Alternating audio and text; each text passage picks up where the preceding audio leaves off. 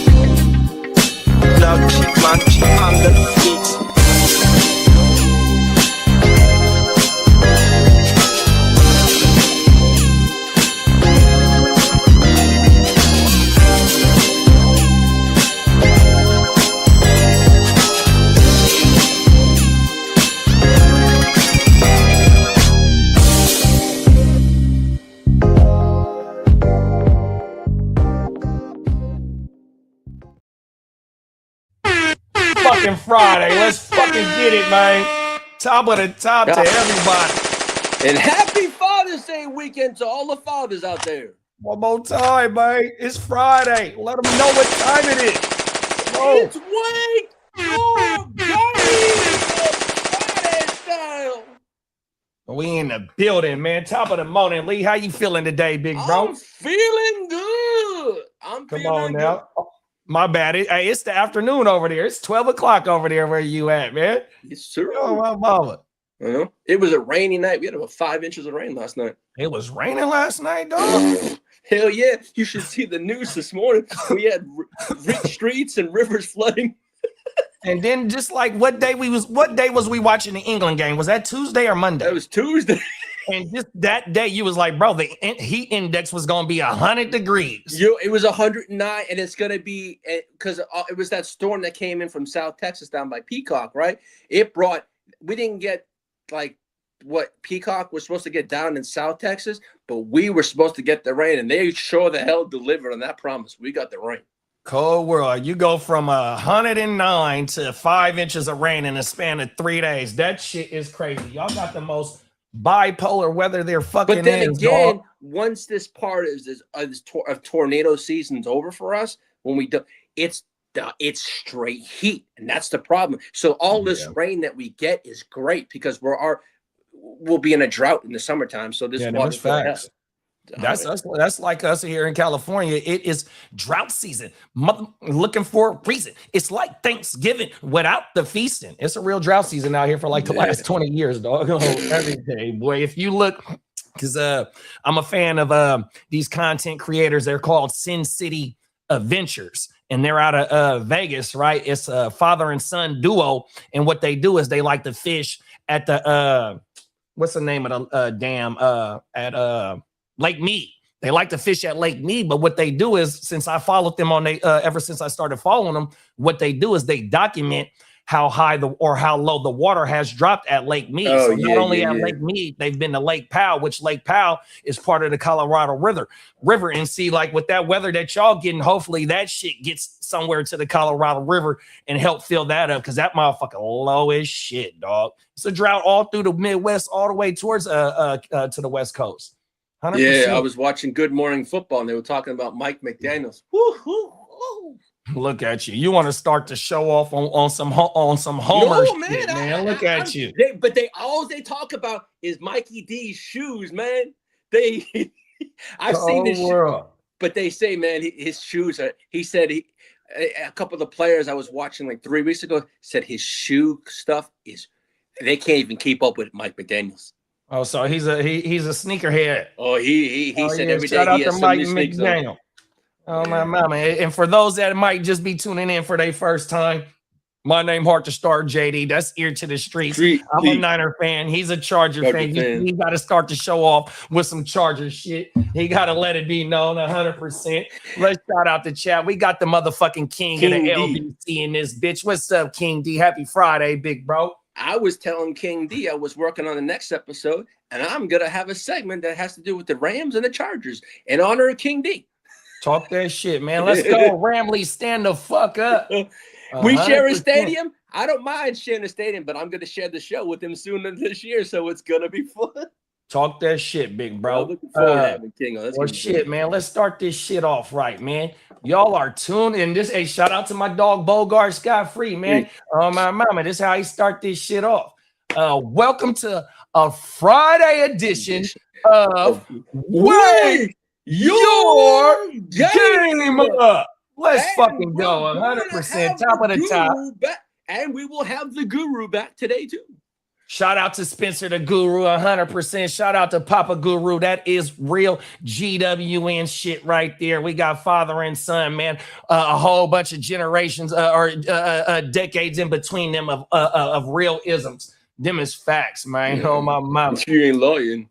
Shout out to my dog Smitty. He said the Ramley suck. Shout out to Kitteh. Shout out to Peacock. Shout out to Bogey. Happy Father's Day to y'all. Come on now. Shout out to the whole GWN gang. Happy Father's Day to my brothers, man. 100%. You know what I mean? Oh, my mama. King D said, I appreciate that. Oh, it's all good. He said the fella got a fresh cut. Nah, I just got my shit in the man bun, bro. Oh, had to get a little bit presentable today because I was born in the USA. Y'all make sure y'all stay tuned. Right after this stream ends, we will be live for USA versus Australia, man. Live and direct up in the beautiful state of Washington, man. On my mouth. Seattle, Washington. Oh, it's all good, big bro. Oh, my mama, man. Come on now. What's up, Smitty? Oh, get really cleaned up. Oh, everything. But shit, man, like Lee said, the Guru Nation will be pulling up. Papa Guru and Baby Guru will be pulling up, and Guru will be going over his rank, his rankings. If y'all didn't get a chance to see Tuesday's show, please go watch that because he did his 1 through 32 rankings. 1 through 36, excuse me, of his running backs. Today we're gonna get into I don't know how far we're gonna go, but yeah, we're gonna get into the wide receivers, I believe, today. Yeah. So what we're gonna do right now is go ahead and get into the new. We're gonna take them to the streets, and hopefully by the time we run through Lee shit, we're gonna have these wide receiver rankings 100%. Sure. So yeah, let's get in. Let's take them to the streets. Oh wait, hold on. I gotta get some batteries from my motherfucking mouse. This motherfucker going out. I got some batteries over there. I haven't used one of those in a long time. Motherfucker ain't moving. Let me go get these batteries. I can't get my mouse to move. Give me a second. My bad, y'all. I know I got something over here. Oh, shit.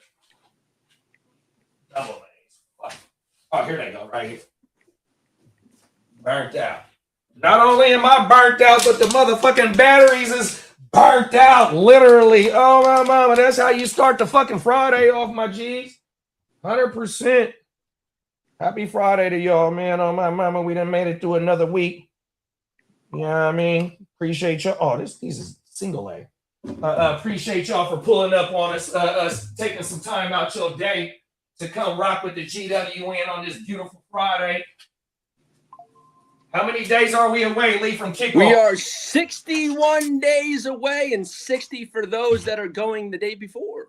That's the West Side League draft. West Side? And then how many days until kickoff? And we got 81 days until the NFL kickoff officially is underway. And that is 13 Sundays. 13 Sundays. There we go. We in business. Oh, yeah. 60 and 80, y'all. 100%. Y'all make sure y'all be. We in business, just like Bogey's music says, back to business. Come on now. What the fuck? What's wrong with my mouth? There we go.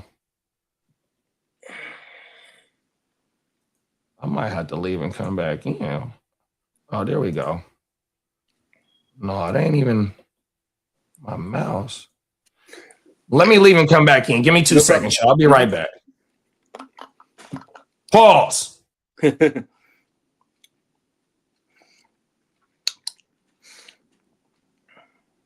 Yo, King, you got any plans for Father's Day?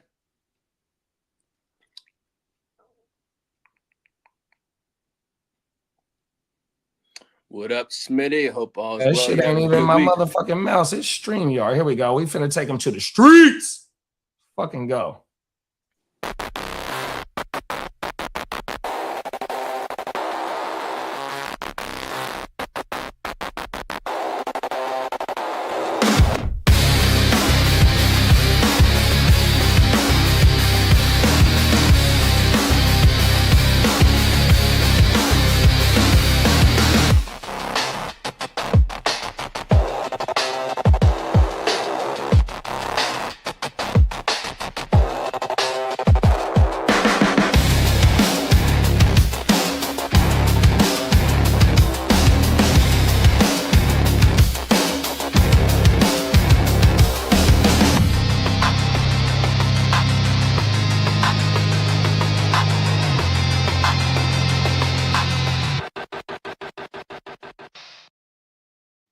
Yes, sir.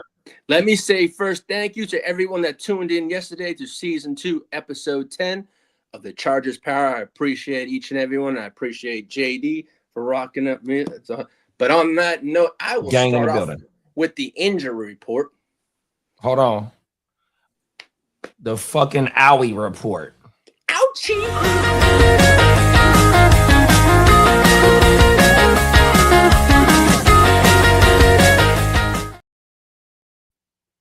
On it yesterday during the Power Hour, Ladd McConkey has a hamstring strain that he suffered in phase 2 of OTAs, but he is expected to be ready for training camp. Oh, he dealing with soft tissue injury already, bro. What the fuck? A pulled soft tissue, Paul. Man, what does Mike McDaniel got that motherfucker out there doing right now? They say it was in phase 2. So the motherfucker young bulls, Brendan Thompson and fucking Trey Harris and all them KLS, them the ones that need to be going full speed, not the Scottish lad. Fuck that. Oh, I know what it was. He was jumping for joy when Scotland won the other day, bro. Oh, my mama. Hey, I see you, lad. I ain't mad. Look, bro, everybody is going for their country right now. Look, bro, it's fucking turned to the max. Shout out to Scotland and shout out to the Scottish lad, bro. He just resting up. He all right. Hey, I know we did sign our class is fully signed now. Brendan Thompson signed. Let's go. Let's go. Could he be at OTAs while his contract wasn't signed, or he had to wait until his shit was signed? They were waiting out. Yeah. So he missed the OTAs. They say he was there, but just doing the motions. But now he'll be. He reported yesterday. I know that. I saw that. Oh my man. He's there now. As for the New Orleans Saints, running back Devin Neal is rehabbing after suffering a minor undisclosed injury last week. Hey. We got that Who Dat Nation in the building. Who dat? Hey, we got the Who Dat Nation in the building. Perfect time. I mean, good afternoon over there, big bro. Yeah, for sure, JD. Yeah, we're kicking it, man. It's got a little fresh cut, and it's Freaky Fridays. You stepping outside tonight or something, bro? Might have to, big dog. Might have to. to. Yeah, man. But yeah, we just chilling, you know. Yeah, Devin Neal Lee. I think he could have a nice role this year. You know, Etienne's there, 8K, but I think Devin Neal's someone that showed a little bit down the stretch to where he might be Matrix now. Yeah, them is facts. After AK, well, Kendra got hurt week 5 or some shit like that, and then AK got hurt week 11 or something like that. And Devin Neal did step in and do his thing, but he also went down. But he was getting involved in the PPR game as well, bro. I think Spencer's in the Matrix. Oh, shit. I would rather have Devin Neal than Kendra. Oh, my mama. Kendra can't do shit for us, bro. Well, oh, my mama. See, and look at that, bro. StreamYard wouldn't allow me to go up, pause, to click on the ear to the streets drop, and now here it is. Guru on. Holy shit. 100%, man. This shit is fucking bullshit. StreamYard is geeking today. Yeah, they geeking like a motherfucker on this Friday. 100%. Yeah, it is a freaky Friday. Only thing is with the Devin Neal shit, bro. That is a crowded ass backfield. That's it. That's why I when Guru come back, I want to ask you, man, what is the percentage that AK gets traded, bro? Because I need him to get up out of here. I ain't gonna lie. Yeah. Well, also for the Saints, Chris Olave is scheduled to come off his blood thinners on June 29th as he continues recovering from the blood clot that sidelined him last season. Olave will seek clearance for unrestricted football activities when he can start practicing. Where was the blood clot at? I think they said it was in his leg. Oh, wow. That shit is crazy, bro. And I didn't know he was dealing with that. Yeah, that's why he missed most of the time last year. It was a blood. No, that motherfucker only played. I want to say he played 15 games. Yeah. That motherfucker had 144 targets and like 100 and some receptions. So he balled out last year. Yeah. He said, my Father's Day plans are going to be whatever my kids and my wife have planned for me. Talk that shit, bro. You deserve it. Throw your feet up, man. You kick your feet up. Put your hands behind your head, man. It's your day. And Guru is back. Yeah, got the Matrix got me there. Hopefully it'll be good the rest of the way. But yeah, happy Father's Day weekend, man. I'm gonna go see Papa Guru out in Lafayette. So yeah, he was telling me that this morning. But we had our baseball conversation, and he told me. Yep. Yeah, y'all do that every day, huh? Yo, Pop. Sometimes we'll go for 2 hours a pop. Pause. Hey, I was just watching a video about a restaurant in New Liberia. I know I'm not saying that right, but I was just watching about a restaurant out there. All right. That shit look fired in a motherfucker too. I said to your pops, if we win this league, which I ain't gonna toot my own home, your pops has done it. I call him first place Papa Guru. I'm gonna get him a little medal, a trophy, saying, "Hey man, you're the man. We won this fucking chip." Come on now. I'm gonna get him a little medal. He's so Papa Guru. Man, I mean, he's like he needs to do his own baseball show. I told him that he is like on another level with the baseball. Talk that shit, bro. He is killing it. He is literally. You know what he told us though, baby Guru? He told us that he don't mind doing whether it's a segment or a little bit longer pause, just about history, sports history. Because every time he jump on, he gonna give us the Jared, do you remember this? Lee, do you remember this? Bogey, do you? Oh my mama, bro. I get that every day on the phone. Yeah, he be asking y'all 49ers history trivia. Yeah, that motherfucker be breaking that shit down, bro, on everything. Walking encyclopedia. Exactly what I was gonna say. Papa Guru is a walking encyclopedia. A man, a myth, a legend. Oh my mama! Shout out to that's GWN at the finest, man. We got a big guru and a baby guru, bro. Oh my mama, man! Come on now. Well, Michael Penix Jr. expects to be fully cleared by training camp, and that's a wrap up for the injury report. Now, as for news and notes, head coach Dan Campbell says rookie Isaac Tesla has looked like a consistent veteran throughout the offseason workouts. Is this year 2 for him, or is this year 3 for Tesla? This is year 3, I think. Year 2. He was a rookie last year. He was a rookie last year. Yeah. Damn. So they got the OC from Arizona last year.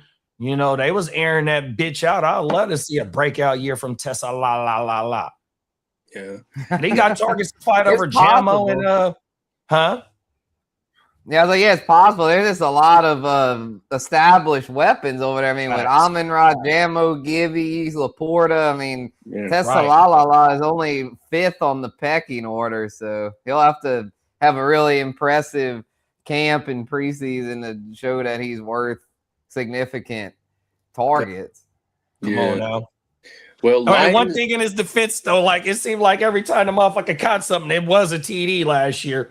Right. Yeah, he made the most lot. of his targets, like to where he might be something more than just like a bench piece. He might end up becoming something more. I just think he's still to the point to where I would expect him to be a potential year 3 breakout candidate. I don't think this is his year to break out, but if you have him in Dynasty, hold tight because he could be a year 3 breakout candidate. yeah.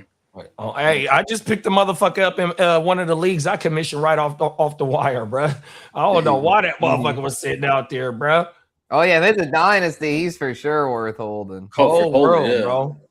Now, as for Lions running back Jahmyr Gibbs is training with an MMA legend this summer as he prepares for his 4th season to work on conditioning and strength.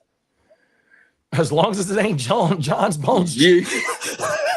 Yeah, don't get him mixed up in the wrong stuff. As long as he ain't going skiing with John Bones. Oh, my mama. And shout out to the champ. 100%. You are the undisputed champ. Facts. That one dude cannot fuck with you at all. 100%. But hey, I just hope Brett is not training with you. That's fucking crazy. World. Todd Monken says he's pleased with the team's quarterback situation, but he also said Deshaun Watson reportedly lacked consistency during OTAs. And also, Shedeur Sanders has reportedly began closing the gap between himself and Deshaun Massage Watson. Yeah, I read the blurb on that the other day. I think that dropped yesterday or something like that. Yeah, that it did shit drop is crazy. yesterday. Shout out to my boy Taylor Green. Yeah. Hey, get rid of Watson, please, and let Taylor Green be on the active roster, please. Man. Now, as for Joey Burrow says he's embracing a greater sense of urgency and wants to put pressure on teammates to elevate the team this coming season. Now, shout out to Joey B. Who else gonna do it though? Face reveal? Papa Big bro. Top of the top.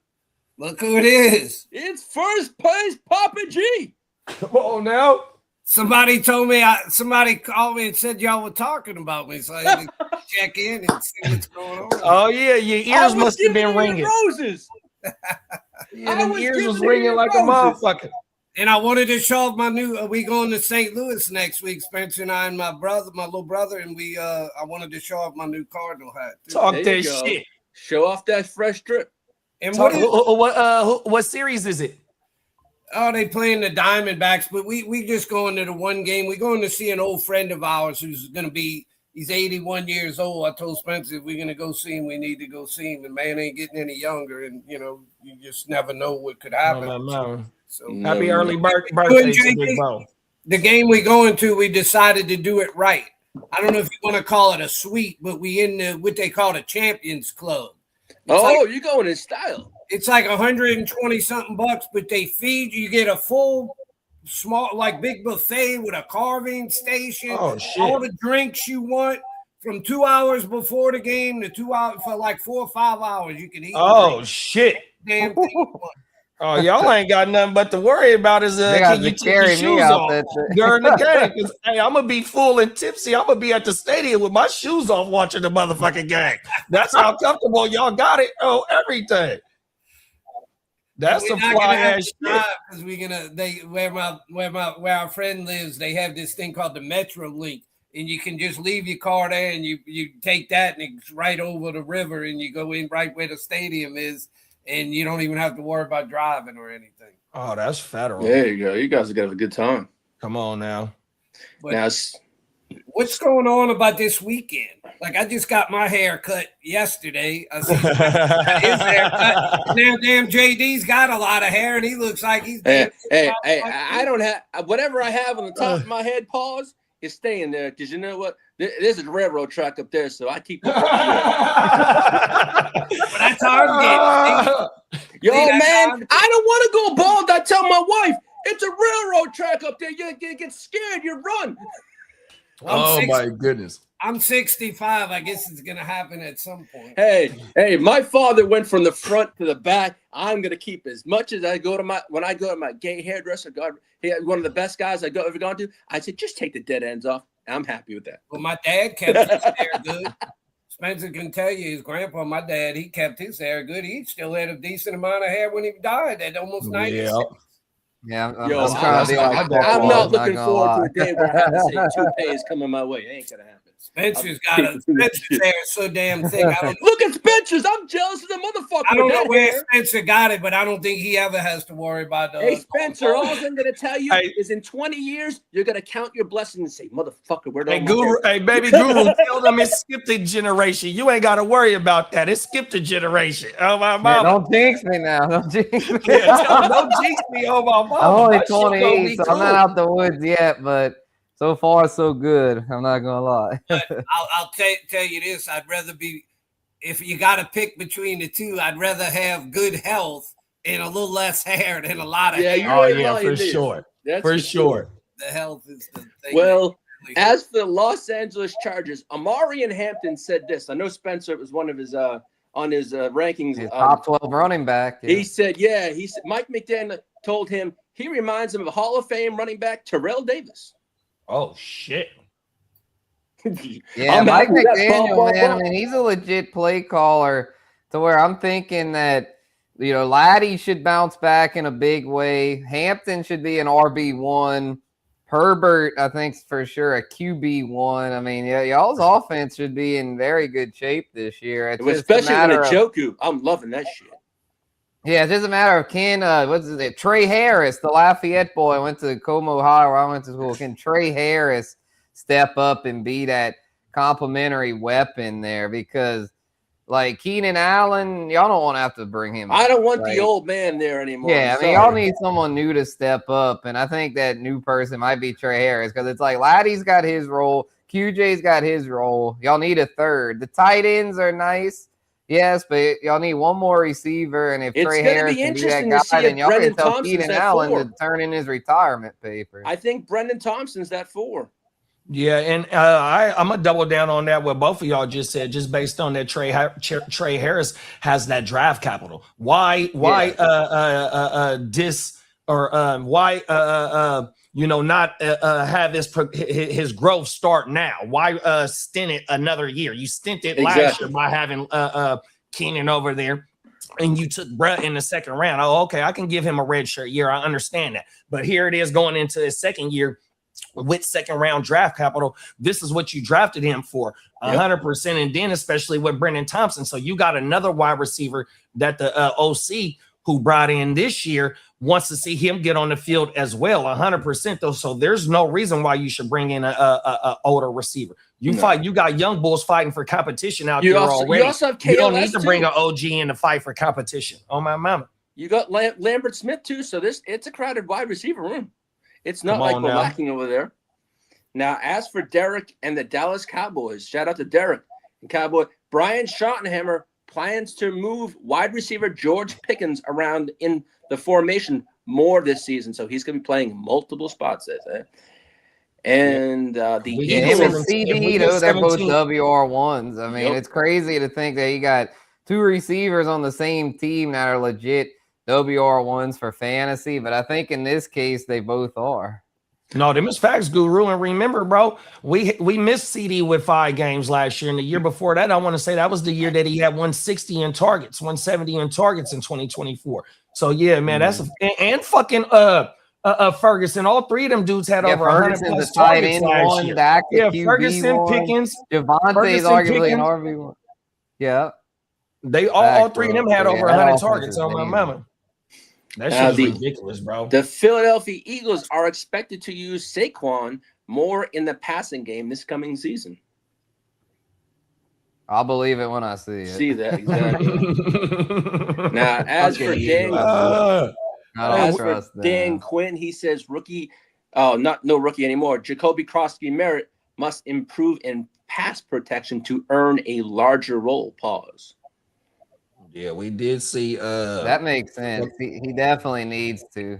He was a liability there last year. I believe when we were talking about the running back rankings last week, I believe Bogey, he was on Bogey, said they threw a pass at him and it hit him in either like his back or his helmet. Like he didn't even turn around. He didn't even turn around for the ball. Oh, my mama. Yeah. And we've seen McNichols on the third down running back because they had Chris Rodriguez and JCM, a.k.a. Bill Collector. They had 3 running backs last year. Oh, my mama. And then like how we was talking about Tuesday, Rashad White. Even though he's not highly efficient, but that motherfucker know what he doing on third down, bro. So if JCM do want to see some third down action, he going to have to be a whole lot of them Shoddy White. Them is facts. Well, the Detroit Lions Hall of Famer Calvin Johnson doesn't believe his single-season receiving yards record will stand much longer. He thinks Puka Nacua or someone else is going to break that very soon. Well, once they go to 18 games, it definitely ain't going to stand. You ain't lying, big bro. Them is To facts. me, those records now, they've got to they got to do them per game because you can't just keep changing the amount of games and then saying it's a record. No, exactly. It has an asterisk next to it. Yeah, you got to go by per game. Like to me, the all-time leading rushing season is still O.J. Simpson in 1973 because he had 2,000 yards and he only played 14 games. And I'm gonna double down on that, Papa Guru. What Randy Moss did with Tom Brady, Jerry Rice did that 14 games. 100%. Exactly. Yes, that was that TDs in 14 games, bro. Are you fucking serious? Wasn't that a strike year or something? I think so. it was. I think so. It was. I think it was strike year. Yes, exactly. To me, you got to look at what you did per game when you keep changing. That's one thing I give baseball. They've pretty much kept their season the same. They went from 154 to 162, which is a very minimal amount. But, I mean, football, they originally were 12, then they were 14, then they were 16, now they 17, then they're going to go to 18 in another year or two, I'm sure. So then you're going to be – it's like that's like a whole half of another season from 12 or – I mean, even and the baseball with the baseball shit, the purist is all numbers, 100%, bro. That's why you got one whole era that don't even count, bro, because of the pure numbers, 100%. Well, Baker Mayfield and the Buccaneers have reportedly made little progress toward a contract extension. Pause. Baker Mayfield has set a start of training camp as a negotiating deadline. Also. Now, also for the Bucs, that's an interesting one. Yeah, it really is. I mean, do you think there's a chance that he's with another team next year? Yeah, I think there is. I don't know. I don't know if they're gonna be able to get something done there because I think they're in a spot to where if they do bad this year, they're gonna want to blow that up. I mean, they're gonna fire Todd Bowles and want to start over. So I kind of think they're gonna make Baker play this year on the prove it deal. 100%. Well, speaking of Tampa, they took a step back last year. I mean, they should have made the playoffs. I mean, they really just took a bad step back. Carolina wasn't even that good, and they blew the division and let Carolina in there. Saints, no, because I want to say they was an 8-9 team that got in that motherfucker. I don't think they were 9-8. Yeah, I think I want to say they were 8-9 last year. Pretty embarrassing. Typical NFC South, where it feels like no one wants to win the damn division. I feel like that's been the case ever since Breeze and Brady retired. I mean, it's like there's been no one really take the reins. Other than that, I think Baker had one good year with Tampa where he led them to winning record. But yeah, last year was a 3-way tie, all at 8-9 between Carolina, Tampa, and Atlanta. And the Saints were coming back at the end, but they just got off to a really bad start. How many total games y'all win last year? We won 6. It was just, I mean, with Rattler, we went like 2-6 to start the year. So, like, yeah, it was like by the time we found ourselves, it was too late. Like, Shuck had a nice final 6 games, but we were already eliminated at that point. Oh, I was telling your dad, I think y'all freaking wild card team this year. Well, speaking of Buccaneers, G, man, he says salute Papa G, man. Come on now, Guru Nation. Speaking of the Bucs, defensive tackle Vita Vea is seeking a new contract as he enters his final year of his current deal. Boy, Looks they like got a lot of contracts on their Exactly. hands right now. Get a new contract. now big news coming out of Philadelphia. The Eagles have reportedly been hesitant to commit a major extension pause for defensive tackle Jalen Carter, and he has been rumored as a trade target. My thing is they just gave the other boy some money too, bro. That other D tackle, what's his name? Oh, you're talking about the other one from Georgia?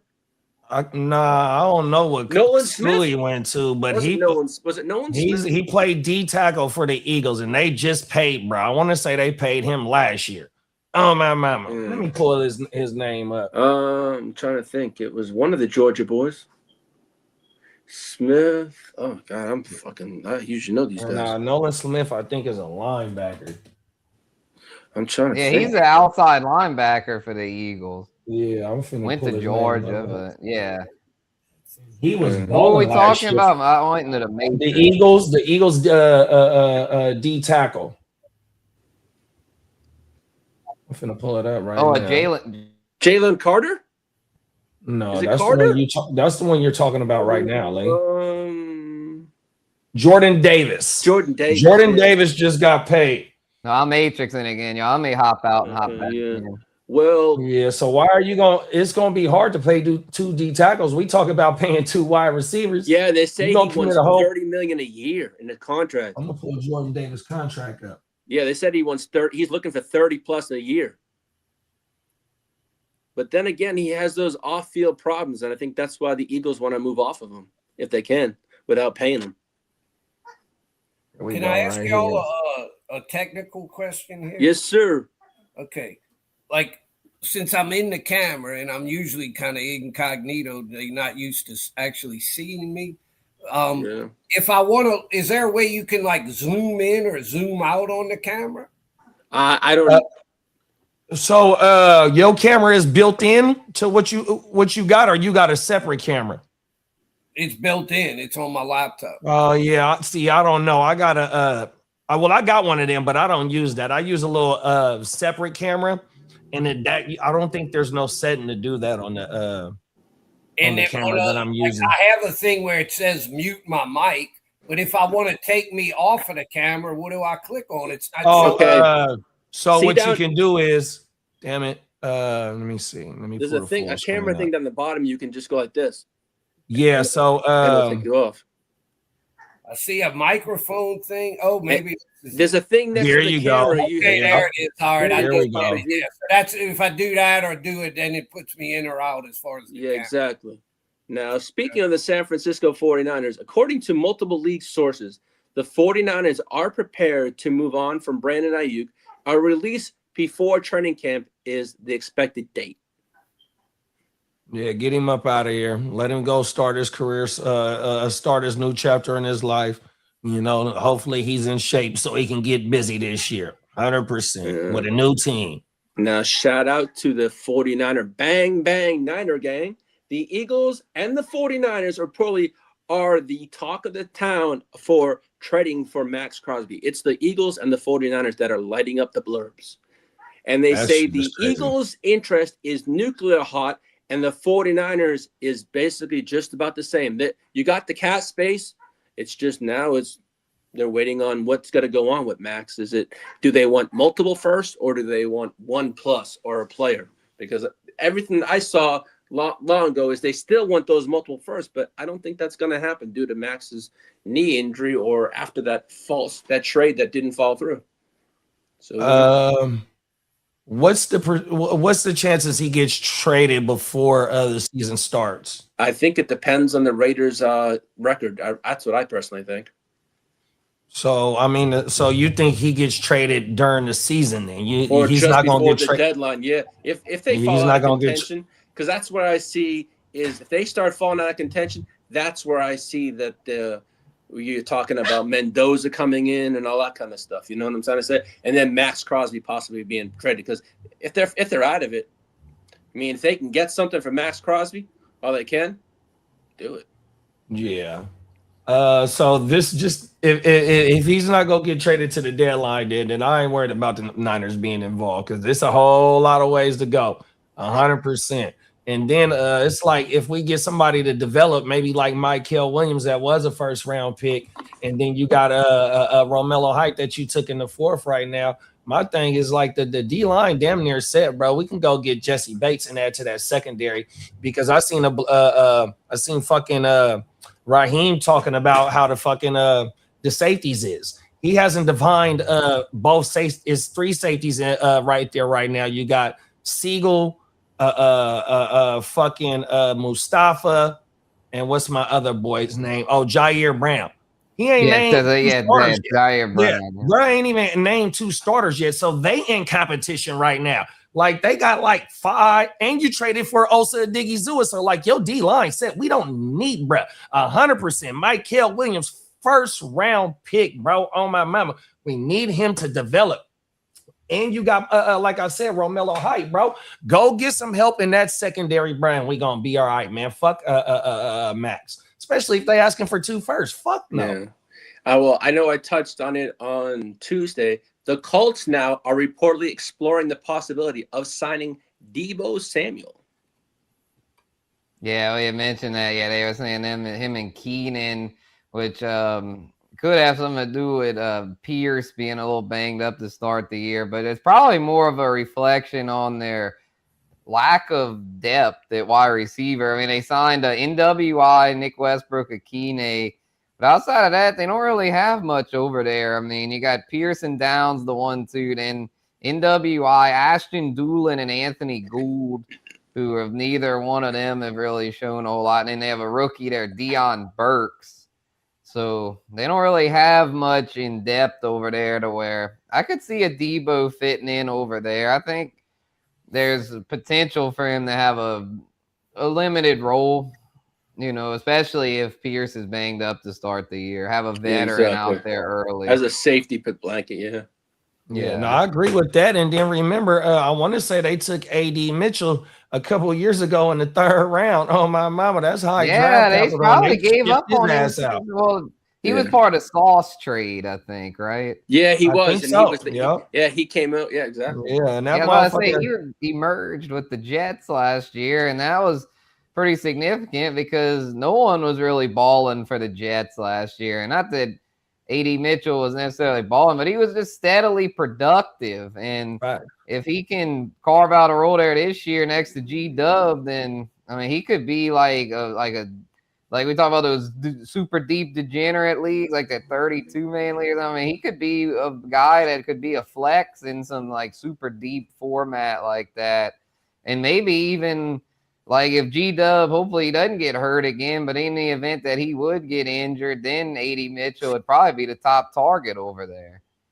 What about the guy that they've been talking about for the last few years, and he never quite gets to the level they say he's going to be? They're good receiver for the Jets. For the Jets. The one that's been they got Garrett Wilson, but we all know about Garrett Wilson. I understand, but is he going to ever like have that like monster season that everybody seems to keep predicting he's going to have? I mean, that was his rookie year, his biggest year, I think it was. I mean, like he was a WR1. Like, I mean, he was pretty consistent. Like, I mean, 24, he caught over 100, added over 1,100 yards and 7 touchdowns. I mean, his first 3 years, he was very solid, very consistent. I understand. Last year, though, he was a bust because he got hurt. Yeah, and you know, we always tend to say the one thing about the Jets is, can they get their quarterback situation right? And with the talent that G-Dub has, you know what I mean? If they can ever get that quarterback situation right, he does have the potential to be one of them dudes. 100%. Yeah, like catches 120 for 1,800 or 1,700 yards and 16 touchdowns or something like that. Who was the quarterback in 24? Oh, it was Rodgers. Rodgers and Aaron. Yeah, it was Rodgers. Yeah.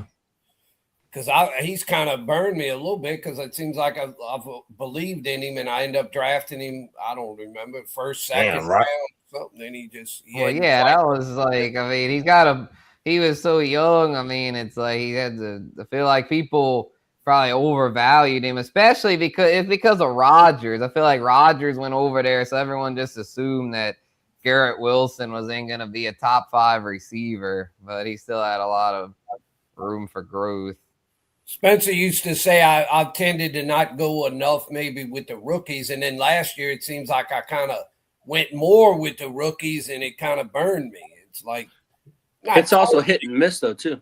Hey, it depends on the value where you get them at. I mean, I tend to load up on rookies in the mid to late rounds. The early round rookies tend to burn you because I feel like the guy, like for example, Genty last year, I feel like this guy has so much hype and it was going in the late first, where if his price point would have stayed in like the mid to late second, he wouldn't have been bad. But because he ended up going too high, a lot of people consider him a bust. But when you look at his end of season numbers, he was very solid. I think we talked about it last week, JD. He snuck a top 12 RB1 finish last year. So come on now. Into the couldn't have playoffs. been considered a bust. What up, Chris? Last year I went big with him. What was that? The Raider guy, the Raider running back, and the Charger running back. Yeah, Jenny and Hampton. Yeah, one of them got hurt. Hampton was hurt a lot with his. What ankle. round you take Genty though? The first? Genty?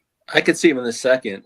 I either got him late first or early second, I believe. Yeah, that's where he was That's falling. the thing. at That's the end of the too first. high. Like if he'd have gotten him like later, then it would have been better. But I feel like because his ADP got pushed up, it made him to where he didn't really pay off. It didn't really, the return on investment didn't pay off because people were hyping him up a little too much. Well, I think this year will be a little better with having more.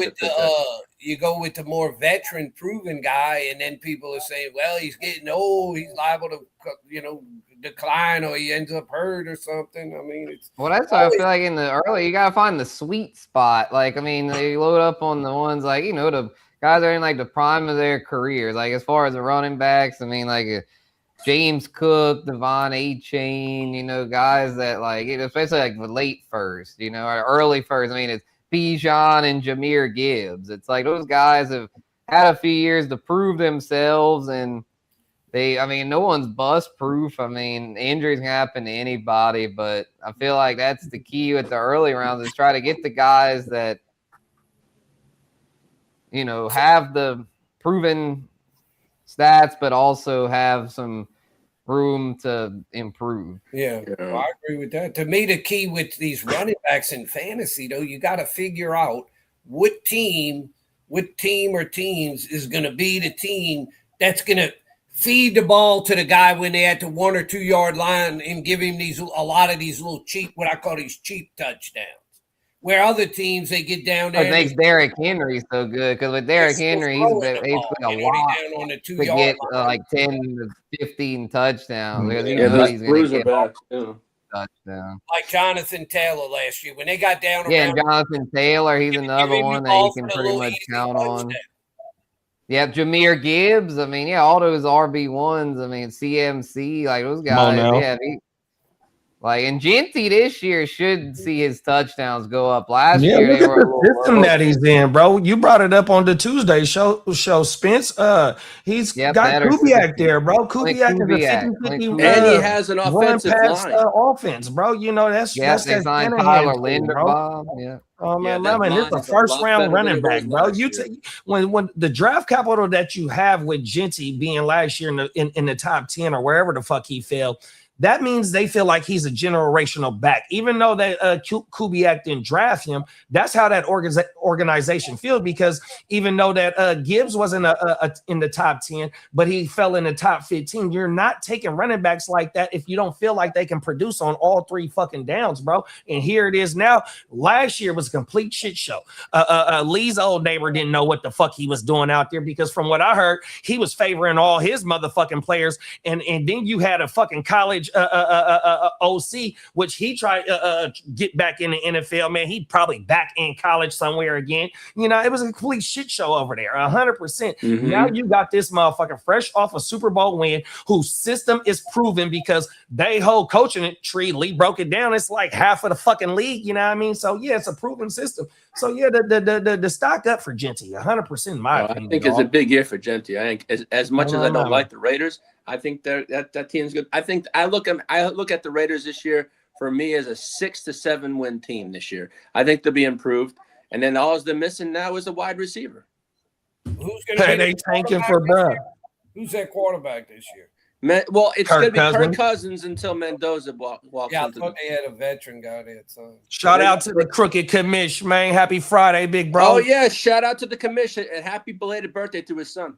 Happy birthday, baby Crooked. And Crooked said, Playmakers, hope all is well, mine. You motherfucker. Yeah, happy Father's Day. Hope all is well. Yeah, and happy Father's Day, big bro. Oh, my mama. 100%. Well, I got a few pieces of news, and then Spencer can go right to his rankings. The Vikings are considered a strong candidate to sign one of the remaining veteran free agent edge rushers. Well, the Miami Dolphins, the Atlanta Falcons, and the Dallas Cowboys are the three teams who have recently hosted and have signed UFL players. Shout out to the Heart to Start and the Gen Well for hosting the UFL this year. So, yeah, it going from the pipeline to the UFL to the NFL. Some of those players have been signed. Hopefully one of them motherfuckers that was kicking them 60-yard field goals, that motherfucker get a shot. We need to go sign that motherfucker, right? Oh, everything. Yeah, well, that's all the news I have for a short day because we have the Guru Nation and his wonderful wide receiver rankings coming up next. And shout out to Guru Nation. Come on now. Appreciate it. Yeah, thanks for the news. Ears always got good info, man. Ear to the streets, baby. Can't do it without it.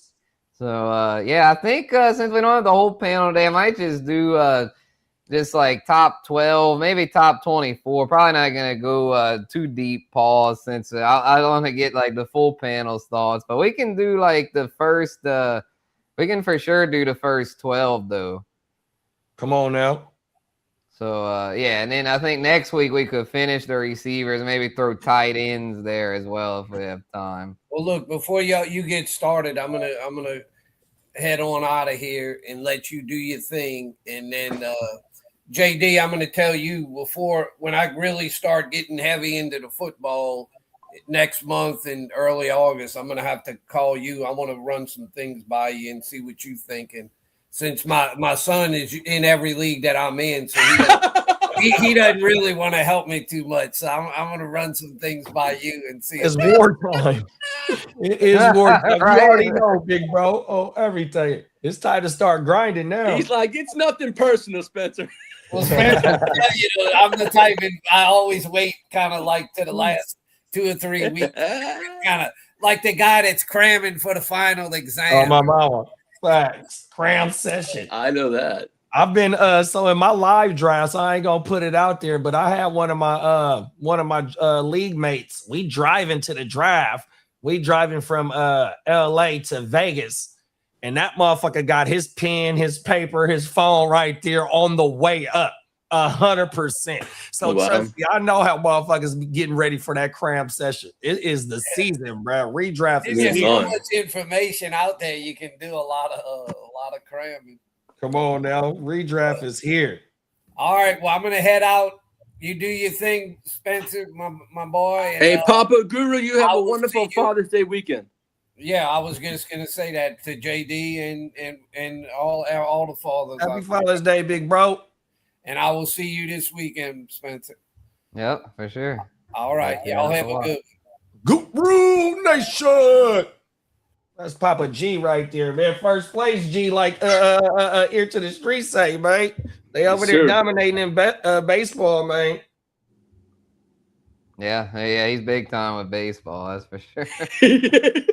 I'm like, I don't know how he does it. I mean, I'm pretty solid in baseball. I'm only in couple leagues, like, and I make moves here and there, but man, I feel like in that league that y'all are in, he's making moves every day. Yeah, he is. It's crazy. I'm like, I can't hang with that. We make plays every day. Shout out to the playmakers. That's why I let Papa Guru run the show. He's got it down pat. He knows what he wants to do. I don't care if relinquishing quote. You do your thing. If it's not broke, don't fix it. You run that show. You run that crowd. Collect that money. Let's go. Come on now. Hey, we got Bakes in the building, man. What's up, Bakes? Perfect timing, Bakes. We've got to kick these rankings off, man. Let's talk that shit. Yeah, I'll do the ticker, JD, like last week. Peacock did it. I can run that joint this week. So we got the WR rankings, and I'm gonna start off with the Chase Bank, baby, Jamar Chase at number 1. I know it was the Pookster JSN show last year, but I think the Chase Bank's going to get back to being number 1. Joey Burrow's back. He's healthy, ready to go. And Jamar Chase, even without Burrow for a lot of last year, was still an elite WR1. He's QB proof. But if he has his elite QB, which is the plan, then I don't see anyone topping Jamar Chase. I mean, I think he's the 101 this year. JSN and Pooks are right there with him, but I'm going with Jamar, man. I think Jamar's that dude. Big bro, I highly agree with you. In a season where Joey only played 8 games, that motherfucker got force-fed last year. 185 targets, dog. Yeah. 100%. You know what I mean? That motherfucker was the number 1 target getter. If that motherfucker Joey B played last year, you know what I mean? We might of the full slate, we might see another Triple Crown action at him. 100%, because he has the opportunity to do it every year. And like you said, he's fucking quarterback proof. For him to put up 125 receptions. And I want to say he was 3rd in the league with total receptions. No, he was 2nd. 100%. Only thing he didn't have to beat out Puka was the fucking yards, because he had a merry-go-round of fucking quarterbacks. 100%, bro. He has the opportunity every year to do what he did, and that's win the Triple Crown. I don't know what horse was the last horse to win it in the horse racing shit, but yeah, man, they gonna have to name that award the Jamar Chase Award. Oh my mama. Yeah, he was yards last year was JSN, receptions was Pooks, and then TDs was Devontae Adams. Oh yeah. So And Jamar Chase was top 5 in everything you just and Jamar Chase was top 5 in everything you just said. Yep, he was let's see, in receptions. Number 1 in targets. He was number 2 in receptions. Yep. If this goddamn ESPN sucks. I was trying to find the total. I go, 2nd in receptions. Looks like 4th in yards and touchdowns. He was tied with a bunch of other motherfuckers, but like, yeah, he's outside. He was outside in touchdowns. But if he'd had Joey B, bro, he'd have been inside. Come on now. Although his teammate got 11, T. Higgins. So T. Higgins was the touchdown. Shout out to T. On my mama. But yeah, bro got the opportunity to do it, bro. Facts. And I think he will. So I'll move on here to number 2. I'm going to go with the Pooks at number 2. Puka Nacua, man. I think the Pooks I know he's had some stuff in this offseason that hadn't been the most ideal. Seemed like he might need to get it together as far as his love life. But as far as his football play, he's got it down. I mean, he's got it on lock. I mean, he's basically a lock for 100 yards every fucking week. I mean, he averaged over 100 yards a game last year. Also got the double-digit touchdowns, over 120 receptions, even 100 rushing yards, bruh, and a rushing touchdown. Like, this motherfucker just is. We talk about playmakers. This motherfucker just makes plays constantly, and in that McVay system, he's not going anywhere. So if he, as long as he's out there, I don't think he's going to get suspended or anything. So I think he's just fine. I know some people kind of, especially with his dynasty stock, are saying, oh, I don't know about his character and all that. But it's like, bro, bottom line is he makes plays every day. He's not going anywhere, bro. The Pooks is here to stay. He's an elite WR1. I got Puka right there, right there behind the Chase Bank. Yeah, and bruh's going into a contract here. He just seen JSN get $44 million a season, 100%. So he ain't got no choice but to get his shit straight, 100%. Just like GP, that motherfucker seen what JSN got, man. I'm playing this year, man. I ain't got to worry about me missing training camp, holding out, pouting on the sideline. Nah, fuck that. I'm trying to get my Guchinni 100%. So Puka is gonna get his shit together. 100%. The organization didn't let him know. He got Dana White in his corner. It ain't what you know, it's who you know. 100%. Sit your ass down, get your shit right, man. Let's go. Do not blow this opportunity. You are one of the best. Let's keep this shit pushing. Exactly. So with that being said, we'll move on to number 3. It's got to be JSN. I mean, JSN, it's like he just got his bag and he ain't going anywhere. It'll be a new offense this year, though, with Kubiak now with the Raiders, but I don't see JSN dropping off hardly at all. Like, I don't even think he will drop off because he's just entrenched as the top target over there. He does it all over 100 receptions, easy. Over 1,500 yards, easy.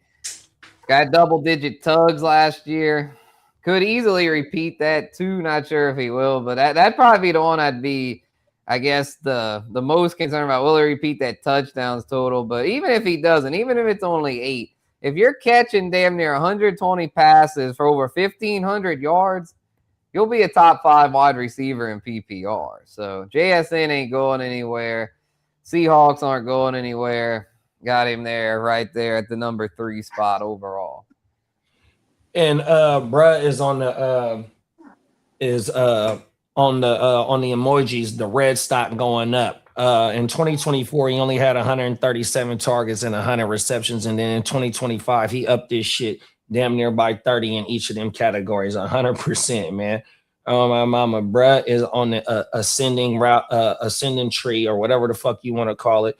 And yeah, I ain't mad at that, bro. Another year with Sam Darnold. They bring in they OC. He come from the Niners 100%, even though he was a tight end coach, but he been around the league for a minute. So yeah, he running that same shit.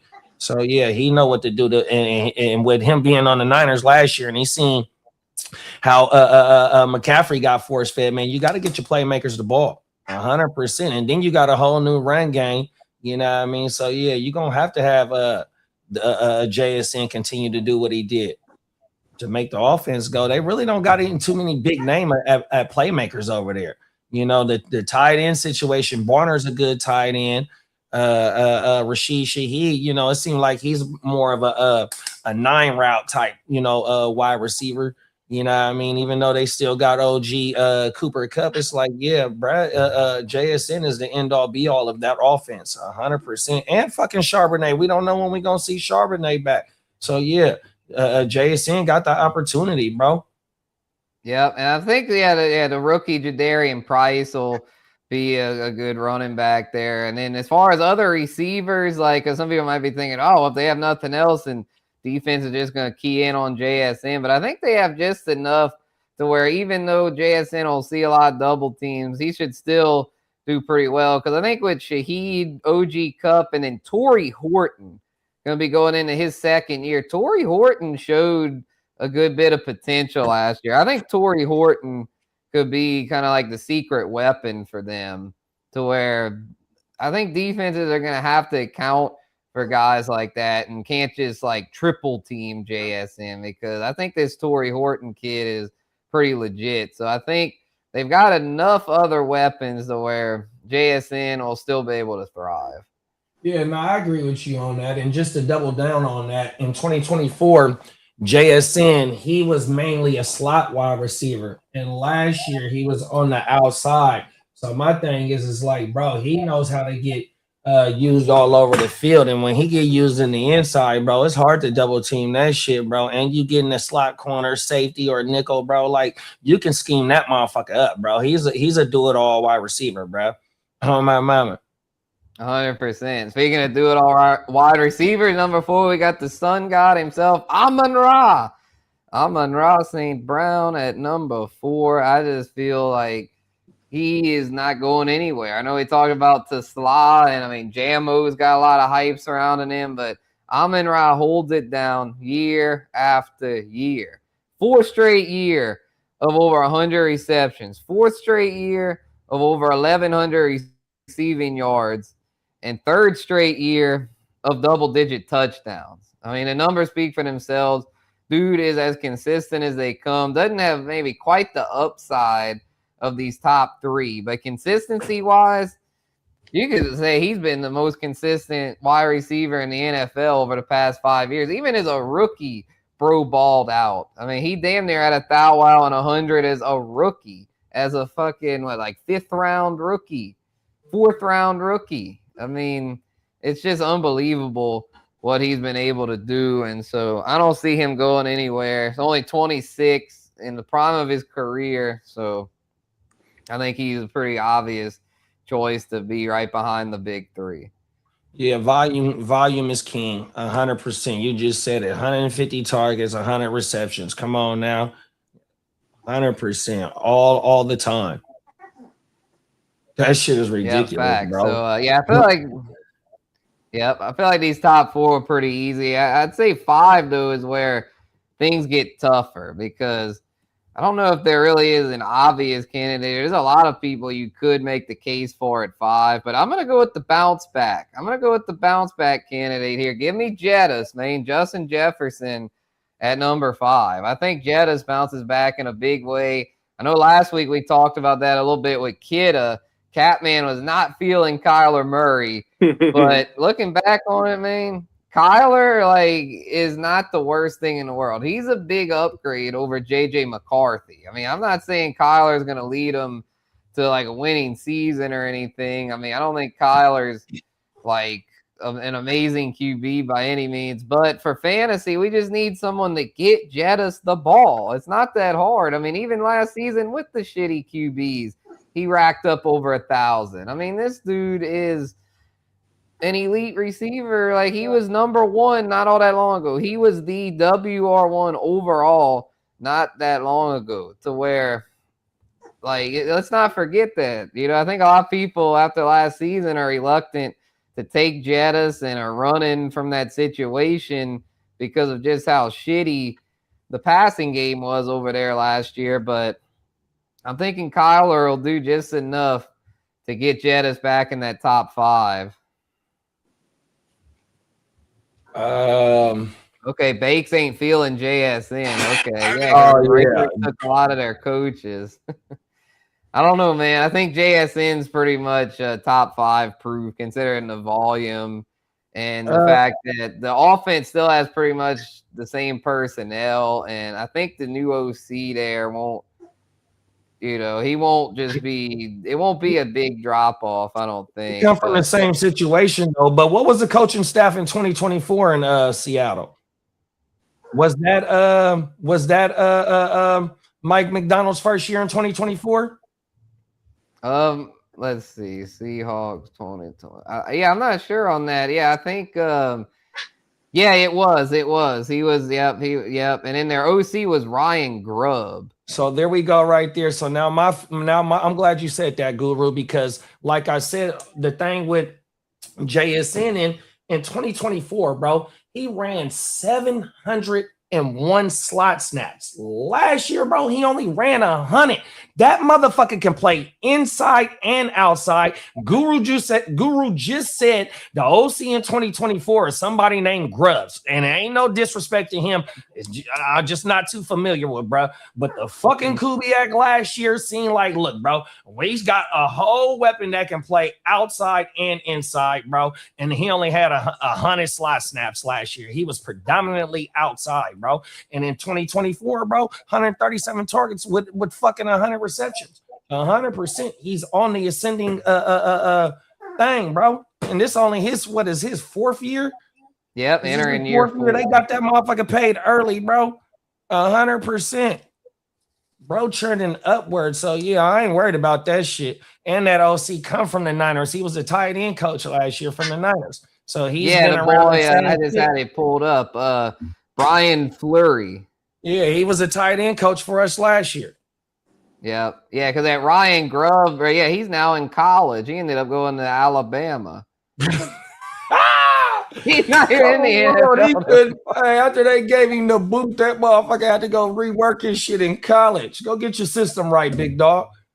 Yeah, I mean, Alabama's a good landing spot. A lot of like NFL coordinators go there to kind of get their shit right. They're in Ohio State, you know, so bro might eventually get back in the NFL, but with him, I mean, JSN was very good, but last year though was his big breakout, and maybe he won't.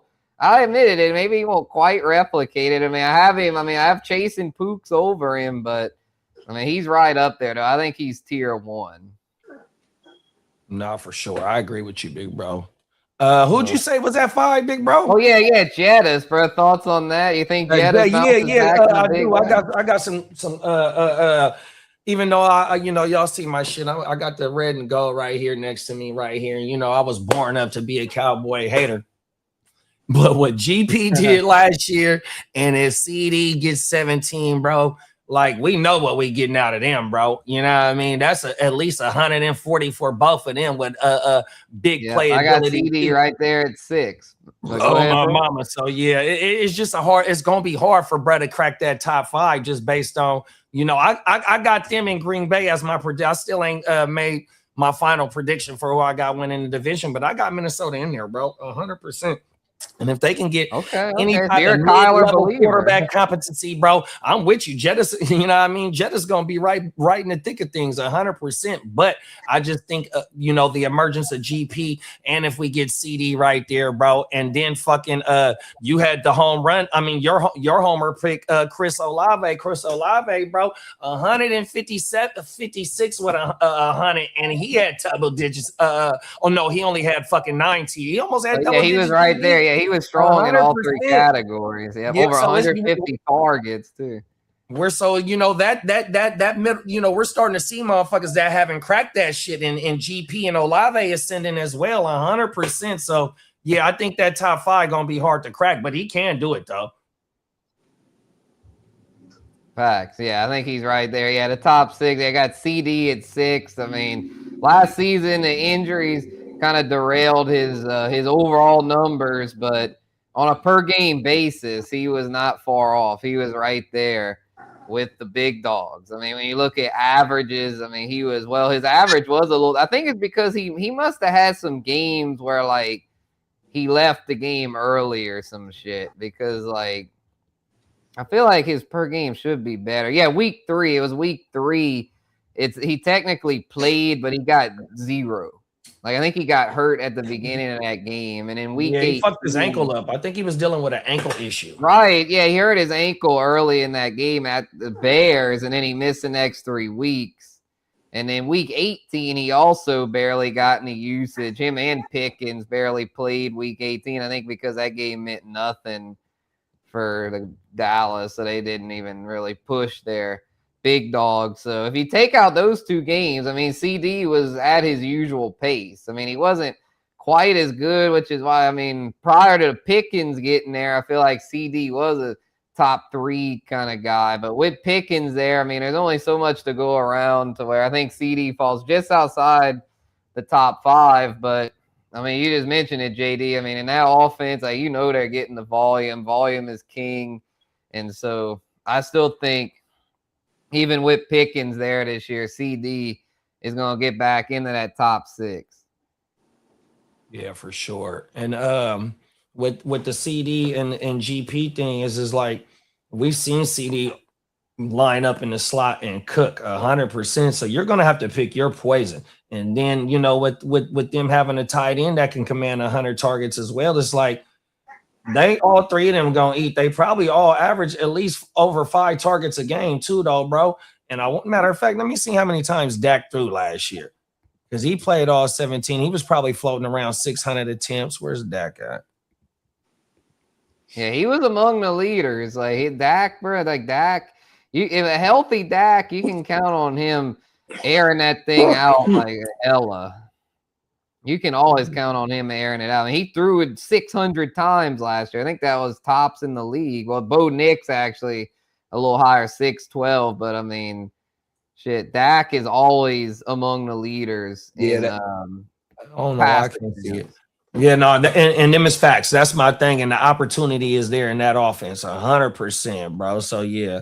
And that was the only thing that, like how you led off, it was CD missing them games, because if he wouldn't have missed them games, he would have been right there floating around everybody else. Yeah, exactly. And yeah, he's saying Pickens takes games off. Yeah, I think he seemed to get better about that last year. Last year Pickens was pretty consistent, but yeah, I can't quite trust him as much as CD. Like, I'm not putting Pickens, even though Pickens was very good last year. I think Pickens was, I mean, was he a top 5? He was close. Oh, he was at 5. He was at 5. Yeah. Mm-hmm. Yeah. He was like, yeah, he was fucking right up there with them. But and with him, he did it in less volume than the top 5. Everybody in the top 4 out targeted him almost by 50 targets, except for fucking Amon-Ra. Amon-Ra only had 40, a little less than 40. Jamar Chase 185, JSN 163 and Puka 60. So yeah, a little less than 30 on my mama. So he did it in way less volume, 100%. And he played, I want to say he played all, well, you said he came out week 18. So in the fantasy relevant season 1 through 17, he did his thing from beginning to end. Oh yeah, 100%. Yeah, he'll be among the top 12 here, y'all. Stay tuned. But moving on to number 7, we've got Drizzy Drake London, bro. I mean, he's just like, I feel like Drake London at this point is like inconvenient truth. It's like he isn't quite at the level of the big, tier 1 big dog receivers, but he's not far off. He's definitely in that second tier. I mean, he missed a few games last year, but on a per game basis, he was not far off. I mean, if he'd have played all the games last year, he'd have had, I believe, over 100 and well over 1,000 yards and double-digit tugs. Like, he was pacing to have a great season last year, but he missed a few games at one point toward the end of the year, and then came back for the last 2. I was going to try to project out his per 17 here on Pro Football Reference. So they have him per 17, a little under 196 with 1,301 yards and basically 10 touchdowns, 9.9. So that rounds up to 10. So they would have most likely had double-digit tugs, over 1,300 yards and almost 100 receptions. So, and the year before, he did play the full season and had 100 for damn near 1,309 tugs. So I feel like whether it's Tua or Penix, it don't really matter to me. I think no matter who the QB is over there, he's going to be around a mid-range WR1. So give me Drake London there to get that WR7 overall finish. Yeah, man. I like my boy GP, bro. 100%. I mean, I love what you're talking about with Drake, especially because I want to say in that 2024 season when you said he had the 100 and 113, it was like about 160 targets that year as well, 150. So, and he is the WR1 over there in that team. We got Stefanski over there. You know what I mean? So he has a offensive friendly coach over there. So he definitely gonna have the opportunity too. But I definitely love my boy GP, bro. 100%. I would have to. I ain't mad at the Jetta situation and the CD situation, but being in the 5 and the 6. But I gotta get my boy GP up in there, bro. 100%. I love that fucking offense over there. Second year with Dak. You know what I mean? Fighting for a motherfucking contract. And he fighting for London. And London just got paid right before him, too. So, yeah, he wants to get that bag as well. So, yeah, man. And he's fully locked in. So, and he definitely going to get the opportunity as well. You know what I mean? And even if CD do play the whole 17, you know what I mean? They're throwing 30 times a game, bro. 100%, maybe even more. You know what I mean? So the fucking opportunity is there.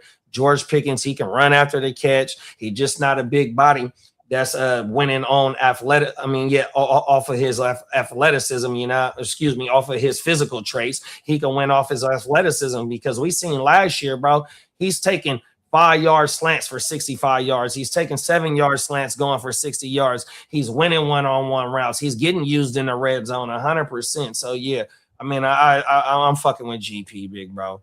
Yeah, well, I slide him in right there at number 8, bro. I mean, he's right there. I mean, JD just made all the points as to why he is a legit WR1. Shout out to the fella, man. Yeah, I mean, GP. You can't argue with it. I mean, JD just went over all the facts. So I'll just leave it at that and move on to number 9. And that's my NOLA boy, bro, Chris Olave. I got Chris Olave sliding in there at a cool number 9. I think he's going to repeat last season. I really do. I think Olave is the real deal. He's here to stay. Did have a little bit of a health scare earlier this offseason where he's on blood thinners, but they say he'll be off of that soon. And I think he's already off of it. They're just waiting. The 29th he gets off. Yep. Yeah, 29th. Yep. So he'll be cleared well before training camp. Not worried about that. I think Olave is in a position to shine once again. His targets maybe will drop just a tad with Jordan Tyson over there because I think Jordan Tyson's going to have a nice rookie year. But I still think Olave gets somewhere between 120 and 140 targets, which should still put him at well over 90 receptions, maybe even 100 again. And then I think the Wow is a damn near a lock. Might even expand upon last year's yardage total. And so I think the only real red flag with him is potential health concerns, which is same for the guy I have at number 10, Nico Collins, which we'll get to him in a little bit. But yeah, Olave, bro. I mean, I feel like he's pretty much stamped as a WR1 at this point. No, them is facts. I agree with you, bro, because I'm looking at his game log from last year, bro. 7 times over double-digit targets and only 1 time under 5. You feel me? So even though with the emergence of Jordan Tyson and Juwan Man Johnson even had 100 targets last year, even if he doesn't go over double digits 7 times over double digit targets, and it's still floating around maybe a consistent over 5 to 7, 8, bro, he's still getting the opportunity as well, bro. So that 160 he put up last year, what was it? Was it 160 he put up last year? 160 targets. If you drop that to 30, damn bro, near, yeah, he is right. Yeah, 156. If that goes down by 30, that's not a whole lot per game basis. That's only 2 targets per game. Oh wow. Exactly. So with he'll still get the volume. Oh yeah, that motherfucker was getting jiggy with it. Let me see what his red zone target percentage was. His red zone target share was 31.9. That was 5th at the position. He was getting busy in the red zone, y'all, in a new coaching staff's system. Shout out to what's my boy's name that was with he won the Super Bowl with the Eagles. Who? Yep, Kellen Moore. Yeah, like, man, Kellen Moore know what he got with Buddy. Oh my mama, he was using him in the red zone, bro. Oh my mama, 15 red zone targets and with 7 receptions, bro, with 9 TDs. Oozy Weezy. If the target, yeah, and a lot of that came in the second half with Tyler Shuck. Shuck came in at like a week 8. Oh my mama, and Shuck. Yeah, he was kind of inconsistent, but post Tyler Shuck, I'm gonna do it per 17. Shit, per 17 with Tyler Shuck. 102 receptions, over 1,400 yards, and damn near 13 tugs. Yeah, them is facts, big bro. Oh, and bro. If anything, I might be underselling, bro. Yeah, bro was getting busy. Oh my mama, I might move bro up to 7, bro. I might jump him ahead of GP and Drizzy, bro. And one game, I forgot what game it was because I had to do the breakdown on Alvin Kamara, so I brought all this shit up. In one game, I forgot what game it was. Fucking Shuck threw 49 times. Yeah, Shuck airs it out. Well, I think a lot of it, like, he'll still air it out this year, but it might not be quite as much because the running game last year was so bad. But now they signed Travis, like, the running game should be a good bit better. 100%. That lets you know when you bring in a $50 million running back, we gonna get this run game cracking. We had to, but 8K just ain't handling anymore as far as. And then all 3 running backs got hurt. Kamara got hurt. Fucking Kendra got hurt early in the year. Devin Neal. Yep, they all got hurt. Neal got hurt. Yep. So we got to get this run game strong. Exactly. So I got Nico at 10, bro. Nico Frico. Shout out to Peacock, man. Nico holds it. Yeah, bro. The Texans, they're looking pretty good. And we were talking about the Texans last week, saying about how Monty Burns is in position to have a nice season with them. Nico, if healthy, he should easily be a WR1. They brought in a new OC. I was going to bring that point. Oh, no, actually, they have the same OC, Nick Caley. And Peacock was saying he has a pretty complex system to where they should get better in what is either the second or third year with him. So they should get better as time goes on. CJ Stroud has had to deal with a lot of different systems. I think that's now like his 3rd system or something since being over there, to where with some continuity that should only help things in Houston. And then Tank Dell will be back. That should help take away that's gonna be huge from Nico, to where if Nico can stay healthy. I think that's the biggest issue with Nico, is that it seems like every year he has some sort of health problem. He's yet to play a full 17 in his career. Even with that, though, he's had over 1,000 the past 3 years, even though he's yet to play a full 17. So if we get a full 17 out of Nico, he could easily outdo this ranking of 10 overall. I agree with you, big bro, because the fucking opportunity is there with his fucking yards per catch. So he's getting used as a deep threat. We seen the motherfucker catch a touchdown last year, a 71-yard bomber, and he fucking blew a tire on that motherfucker. Oh, everything. You know what I mean? That is not normal in his repertoire to beat the defense deep 100%. And he still commanded 120 targets. I don't know how many games he missed, and it was highly efficient with 71 motherfucking receptions. 100%, and that can get highly better because the fucking, like you said, the offensive line was boo-boo last year, the run game was terrible last year, 100%, and they invested in both of those aspects of their offense as well, 100%. So if we can get CJ Stroud to get protected a little bit better, and the run game get consistent, that means that the play action is going to be able to work, bro. And Nico can beat the defense over the top, and he can run the short to mid route tree 100%. Yeah, so shout out to Nico, bro. Stay on the field, young brother. Exactly. And speaking of staying on the field, that's kind of the same issue with bro who I have at number 11 here, and that's our old pal Rashi Rice. Uh-oh. Speaking of staying on the field, when Bro's on the field, there's not too many that are better. But the issue is that he is yet to stay on the field anywhere close to a full season. I don't think, like maybe his rookie year he did, but other than rookie year, but his availability sucks. But the last two, I mean, only 4 games played in 24 and only 8 played last year, to where it's like, bro has got to stay on the field. If we knew he was going to stay on the field, I'd probably have him like, I think if bro was staying on the field, I mean, he could pace like right there at like Jettis and CD, but he's got to show it. Like, he's got to show it to where I am not drafting him up with those guys like I just mentioned, because he's got to show he can stay on the field and stay out of trouble. So he's got so much upside, though. I got him in the top 12, but there's a lot of risk there. So if you're going to take a chance, I would say the 3rd round's a sweet spot on a guy like Rashi, like late 2nd, early 3rd. To me, if he gets pushed into the mid to early 2nd, I'm going to stay away because there's just too many unknowns with him. Just like my theme with every the all 11 wide receivers that you got in the top 10 right now, or the top 12 right now, they all got the opportunity. And with the thing with Rice is, like you said, with bro, your best ability is your availability. But what his track record does show when he's on that motherfucking field is he highly gets peppered every fucking time, bro. We see it time in and time again. When he's on the field, bro, he is Mahomes' favorite fucking weapon. And for the last 2 years, bro, they ain't did nothing at that motherfucking wide receiver room. 100%. So they keep they're like us fantasy players, bro, waiting for that motherfucker to be on the field for the whole 17, because they ain't did nothing, bro. Yeah, they got a couple of rookies in this draft, but that shit is all later on in the road that they got 5th, 6th, 7th round picks. It wasn't no high draft capital. 100%. They bring back the fucking Swifty, so he's not getting busy like that. You know what I mean?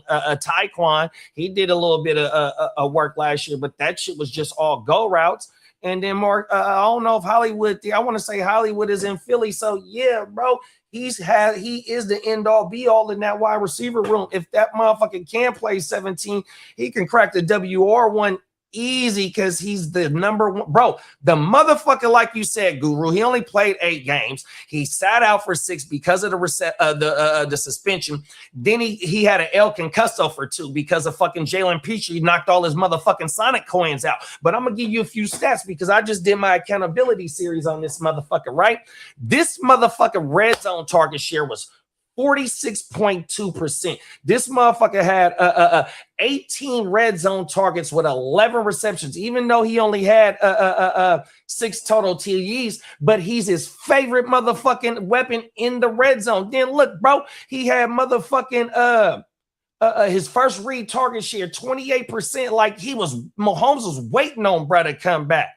Oh my mama, so he's highly getting peppered, bro. Oh my mama, 53 receptions with fucking 78 targets, and he playing with the best fucking quarterback in the league. So I highly agree with you, Guru. Oh my mama. Shout out to Raishi, but bro, you definitely got to get your marbles right 100%. Yeah, he's an early candidate for early CTE.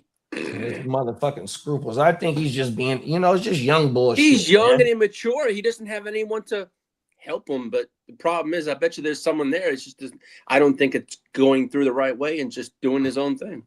Pause. My bad, Smitty. Good shit. But that boy, Petrie, knocked all his motherfucking Sonic coins out, bro. Them is AKA them scruples. Oh, everything, bro. Fucked him up. But yeah, I like Rashee Rice, though. Them is facts. 100%. I don't know if that was 12 or 11. Oh, wait, hold on. He got it on the screen. So let's recap. Puka, JSN, Amos and Brown, Jettis, CD, London, Pickens, Olave, Nico, Rashee. That's the top 11. Oh, we only got 11. Oh, yeah, I thought that was 12. Okay. So yeah. Oh, everything. Shout out to Guru, bro. There's nobody as of right now that I'm taking out of this top 12. And them is facts. Spencer, who is your number 12 wide receiver? Yeah, I don't even know if we're done with 11. My computer just decided to just like go on sleep mode or something. So he didn't even get it off for Rashee though, bro. Oh, everything, bro. We was trying to cook on Rashee because I'm right there with you, Guru. Facts. Yeah, bro. I think Rashee, like people might be scared to take him in the top 12, but I think if you do, you're gonna get rewarded. Like if you can get him in that like early third. Yo, what up, Kev? Shout out Art to Start Kev. What's man. up, Art to Start Kev? Yeah, what it do, man? But yeah, that's what's Kev saying. Chances make champions, right? Come on now, them is facts, bro. Yeah, I feel like Rashee's one of those ones where if you take a chance on him at the right price, it could lead to a chipper because, bro, that dude is like, he's right up there on a per game basis with the best of them. He's just got to stay on that damn field.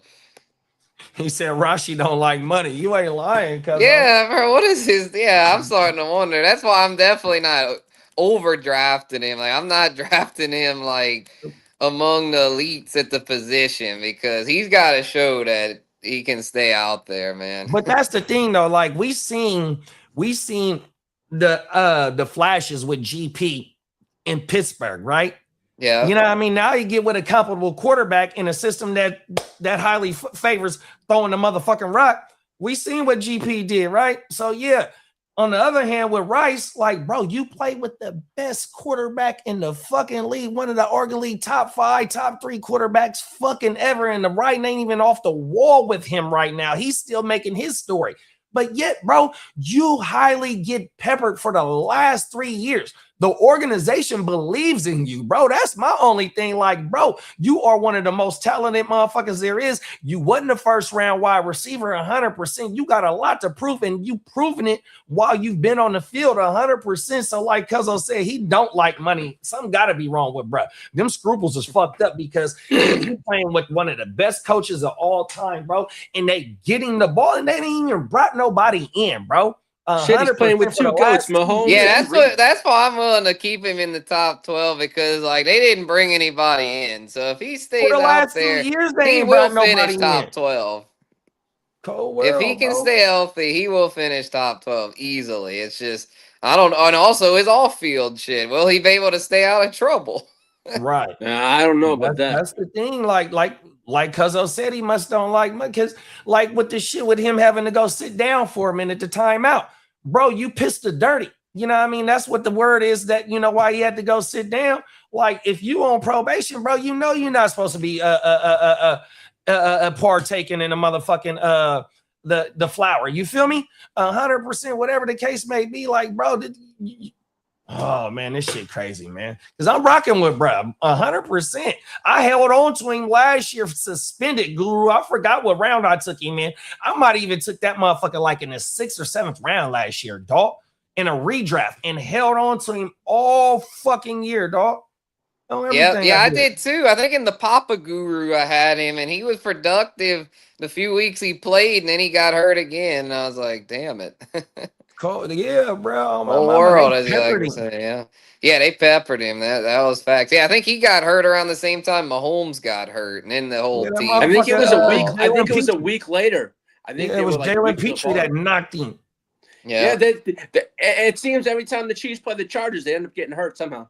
Look at you throwing shots.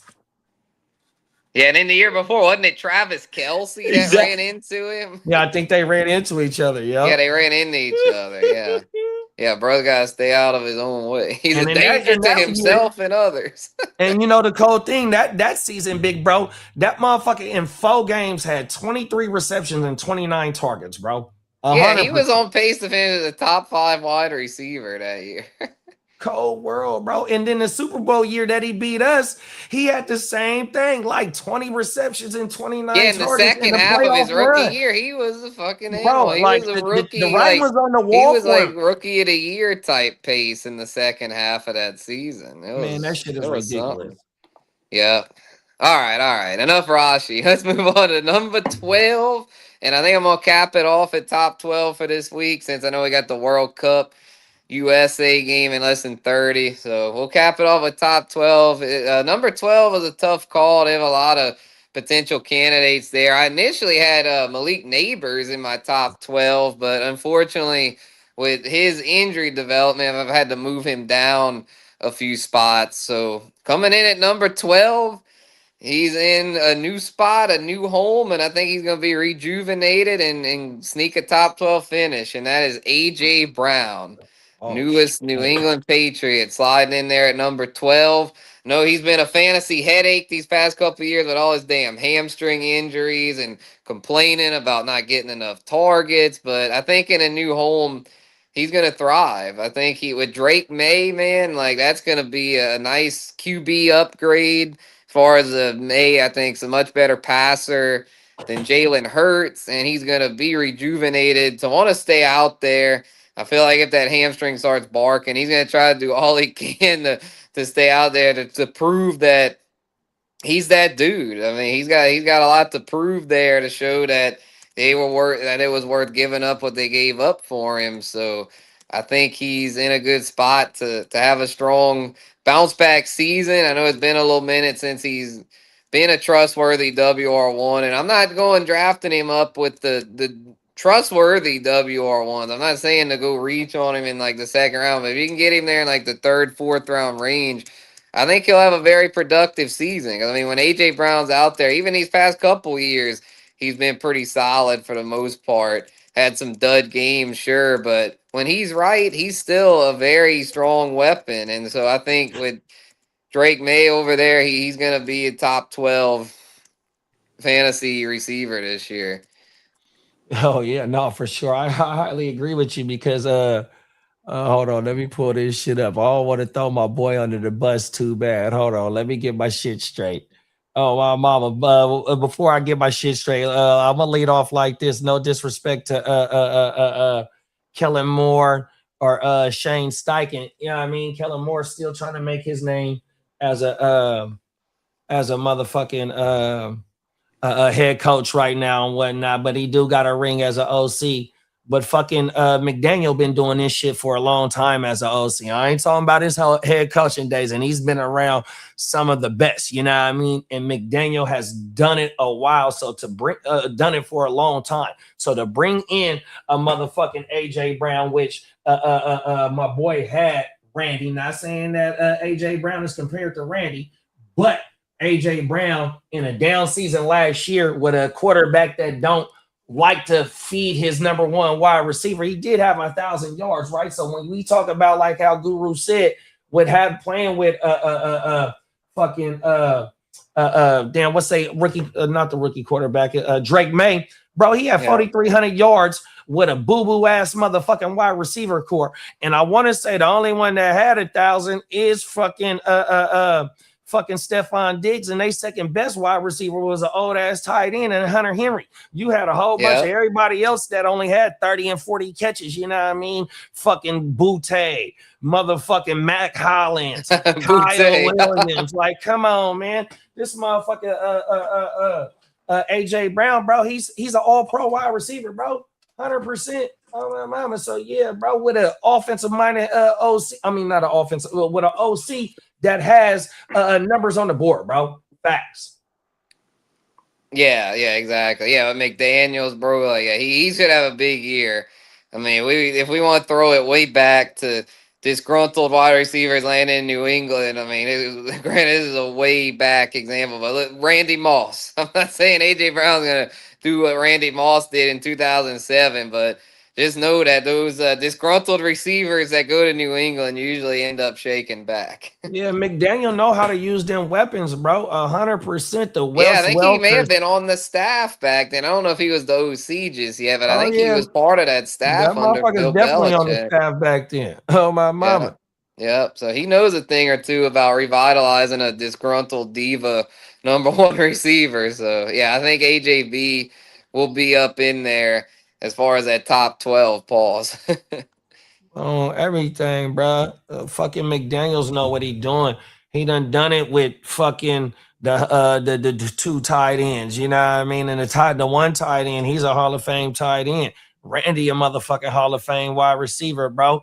Wes Welker, Julian Edelman, like, bro, them motherfuckers, like, they really never highly invest in top tier athletes at that position. Feel me? But McDaniel has got it done with what the fuck he has had, and they got numbers on the board. So to get a talent like AJ Brown, who ain't even 30 yet, I want to say he's just 28 or 29, 100%. You know what I mean? Like, bro, this motherfucker's still in his fucking prime, dog. Oh my mama, and he had 1,000 last year in a fucked up situation, dog. This motherfucker's still producing at a high fucking level. Facts. What year was that them motherfuckers went 17 and 1? Was that 2014? Nah. New England. Yeah, them bombs. Lee's second favorite team. Bums. Yeah, I forgot. Yeah, I don't have my computer in front of me, unfortunately. It's kind of going through it right now. Not sure what happened. Nah, that's But fucking yeah, I StreamYard think doing you're that right. There was bullshit. something like that. One of them years with Brady. Yeah, because I man. think at that point it was kind of like Gronk was not. I Oh, it think was Gronk 07. was it. It The was Randy 07. Moss season. Oh yeah, my Yeah. bad, y'all. Yeah, 07 was that. Yeah, the 16-0 Yeah, regular and season. McDaniels was the OC in 07.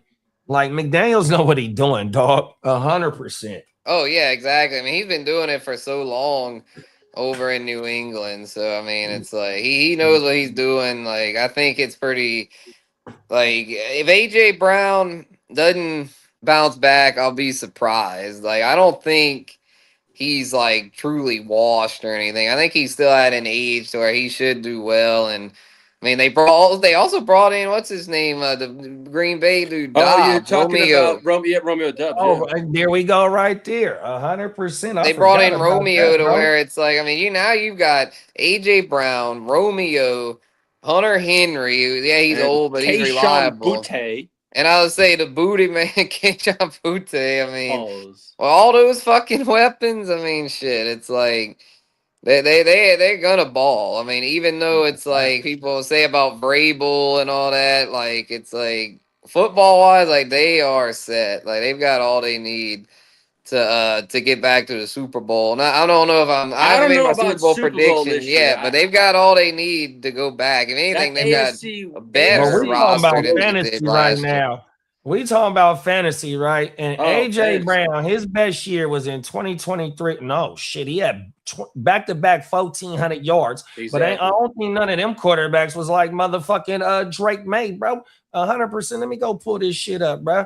Because what year he get to Tennessee was a Tannehill. He was balling out with Ryan Tannehill, bro. Right. Yeah, I don't think he's ever had a QB as good as Drake May. Come on, man. No, he hasn't. This motherfucker, he been balling his whole motherfucking career, dog, and now he going to Josh McDaniel and fucking Drake May, dog. They just better get their O-line right, because Lee said earlier in one show. Yeah, that was the issue with them last year. Oh boy, Jack Campbell, whatever that motherfucker name is, they could kick his ass inside. Yeah, they may bring him to guard because they're a top 5 pick on the left tackle. Now you finna kick him inside. Boy, it's a cold world out here. Yeah, that's a cold world. That's not what you want to see. Oh, not at all. Yeah, I'm not predicting. Y'all can pump the brakes on that. I ain't picking them to go to the Super Bowl. I don't know who my Super Bowl pick is. I'm guessing I know who Lee's AFC pick is. No, you know what? I just want to make the playoffs and do some damage, but I'm not going to say we're going to win it all, but I know we have a good chance of doing something this year and get the monkey off our back of a playoff win for Herbert. And then because 0-3, Peyton Manning was 0-3 when he first started off too. So I'm not taking the, hey, Herbert sucks because he's 0-3. I know that's the monkey on the back, but Peyton was 0-3. And look where he is now, too. So I ain't going to make a judgment on Herbert. I know he has time to prove, but I think if anything to prove, it's this year with Mike McDaniels. Yep. Yeah. And, speaking of Chargers, next week we'll finish the receiver rankings, hopefully through 36. We will have a Ladi appearance, so we will talk Chargers. But Ladi McConkey will be among that top 24 range. So, we'll have more next week, but I'm gonna slide, fellas. I gotta go grab some lunch and see how that World Cup game shakes out. No Christian Pulisic. I seen that too. Yeah, that ain't good. No, he's got a calf injury, so it's good. He assisted on the first goal last week. I still think we got this, but it's gonna be a little tougher. Yeah, you ain't lying, big bro. Fucking A, man. Hey, I appreciate you, Guru, for pulling up a rocket with us, man. 100%, man. I don't talk to you. Yeah, it's been real, y'all. Catch y'all next week. You and Pops have a blast in St. Louis. 100%, Max. Yeah, man. Damn, have a damn good time, big bro. Oh, my mama, that shit gonna be federal. Oh, fuck. They don't want to let him be great today, man. 100%, man. Shout out to Papa G. Shout out to Baby G, man, a.k.a. the Guru Nation. 100%, man. In the top 12 today, man. We had a damn great show. Happy Friday to everybody, man. If you didn't get a chance to check out his 1 through 36 running back rankings, we did it on last Tuesday's show, so you can find it through the archives, wherever y'all at in the chat. Wherever you found us at, you can go watch that shit. Just go through, click on the lives tab, and you will see last week's show. So, yeah, man, shout out to the whole GWN brothers, man. Happy Friday to y'all, man. Happy Friday. Happy Father's Day, y'all. Happy Father's Day, cuz kid, man. Oh, my mama. Happy Father's Day to everybody that's in this motherfucking chat, man. And if y'all want to stay tuned in about like 18 minutes, bro, we gonna fire the fucking the USA versus Australia game, man. So we gonna kick it, man. So we see y'all in a minute, man. Peace. Peace. The commercial. Damn it. I must need a new mouse. This motherfucker geeking.